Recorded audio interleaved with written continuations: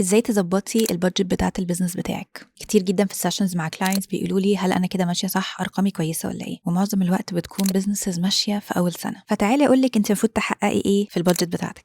اول حاجه مصاريفك كلها لازم تبقى مكتوبه، وده كمان بينكلود اي مكان انت قاعده فيه. انت لو بتشتغلي من البيت في اوضه معينه هتدفعي لنفسك ايجار على الاوضه دي. تاني حاجه هتشوفي ايه اهدافك اللي انت محتاجاها والمصاريف اللي انت محتاجاها عشان تكبري البيزنس. فمثلا انا محتاجه ان انا يكون معايا 100,000 زياده في السنه مثلا عشان اعين موظف جديد، ده هيكون محطوط للهدف بتاعنا. ثالث حاجه هنشوف ازاي نقدر ان احنا نوصل لل100,000 دي. هل انا محتاجه ابيع مثلا 50 منتج؟ هل انا محتاجه ابيع 30 منتج؟ هل انا محتاجه ابيع 40 منتج؟ بيز على الهدف اللي انا حاطاه ده هبتدي اشوف انا محتاجه ابيع كام منتج، الكام منتج دول عشان اعملهم محتاجه ان انا اكلم كام مصنع، محتاجه ان انا اعمل تسويق لكام كامبين. وببساطه هتكوني خلاص وصلتي للهدف بتاعت البلان بتاعت السنه بتاعتك كلها. لو عايزه تعرفي ازاي تظبطي البادجت بتاعه البيزنس بتاعك، روحي على اللينك اللي عندي في البايو وهتلاقيني عامله لك بلان كامله مجانيه تقدري انت تتفرجي عليها وتتعلمي منها.